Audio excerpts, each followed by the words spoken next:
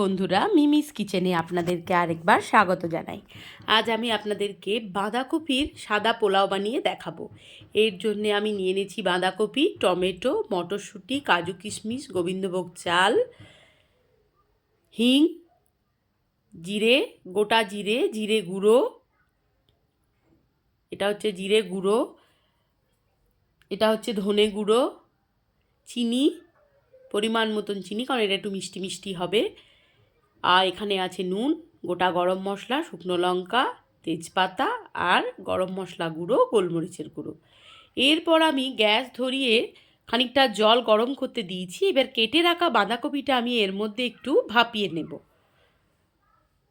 আমি জানি না এই রান্নাটা আপনারা আগে কেউ করে খেয়েছেন কি না। এই রান্নাটা আমার দিদা আমাদেরকে বানিয়ে খাওয়াতো ছোটোবেলায়। তবে দিদা গোবিন্দভোগ চালটা অ্যাড করতো না, দিদা শুধু বাঁধাকপিটাকে এভাবে করতো। আমি ওর সাথে গোবিন্দভোগ চালটাকেও অ্যাড করেছি, যে দেখি এটার সাথে চাল অ্যাড করলে কেমন হয়।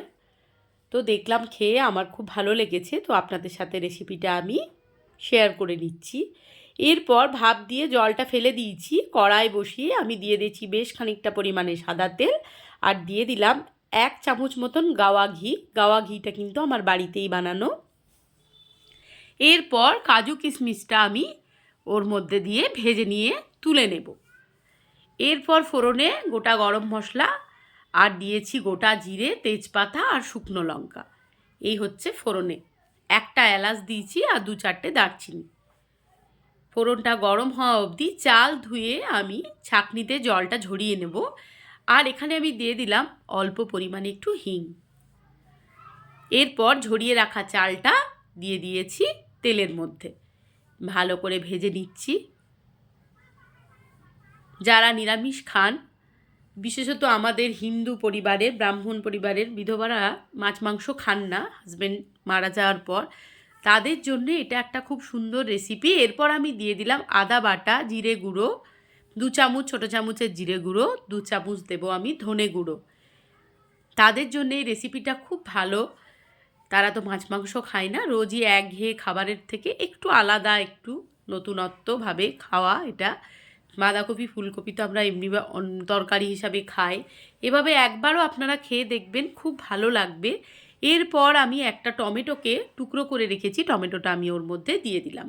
এখানে কোনো আমি কাঁচা লঙ্কা বা শুকনো লঙ্কা গুঁড়ো কিছুই ব্যবহার করব না। এরপর দিয়ে দিলাম মটরশুঁটি, বা হলুদ হবে না, এটা যেহেতু সাদা পোলাও বাঁধাকপির, তাই কোনো হলুদ এতে চলবে না। মটরশুঁটিটা দিয়ে একটু ভেজে নিলাম। তারপরে আমি দিয়ে দিলাম সেদ্ধ করে রাখা বাঁধাকপিটা।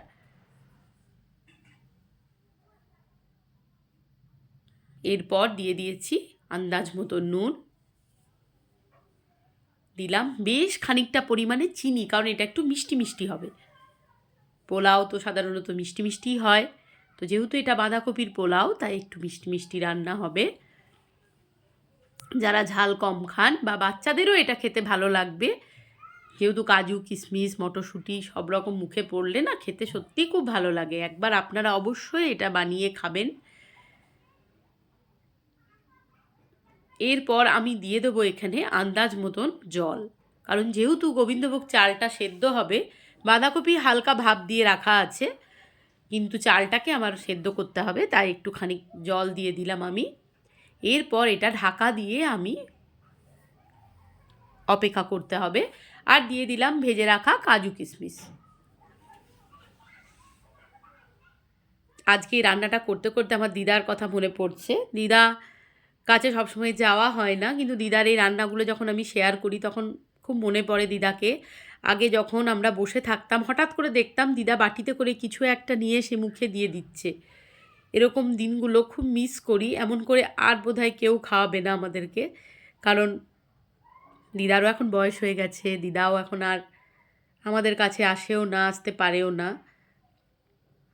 আমিও সবসময় তার কাছে যেতেও পারি না, কিন্তু মনে পড়ে যাচ্ছে আজকে খুব রান্নাটা করতে করতে দিদার কথা। আমার দিদা খুব সুন্দর রান্না করতেন। এই দেখুন জলটা ঝরে মানে একদম শুকনো হয়ে গেছে, চালটাও প্রায় সেদ্ধ হয়ে গেছে। দেখুন কেমন ঝরঝরে হয়ে গেছে। সত্যি কথা বলতে বন্ধুরা, খেতে অসাধারণ হয়েছিল রেসিপিটা। খুব ভালো লেগেছে আমার এটা। আর ওপর থেকে দিয়ে দিলাম আমি গোলমরিচের গুঁড়ো, ছোটো চামচের 2 চামচ গোলমরিচের গুঁড়ো, আর দিয়ে দেবো আমার বাড়িতে তৈরি ড্রাই রোস্ট গরম মশলা। এবার ভালো করে মিশিয়ে নেব, তারপর গরম গরম পরিবেশন করব। আর একটু ঘিও আমি অ্যাড করলাম ওতে। যেহেতু বাড়ির বানানো ঘি, তাই কোনো কৃপণতা আমি করিনি, মন ভরে ঘি দিয়ে দিয়েছি। ভালো করে মিশিয়ে নিচ্ছি।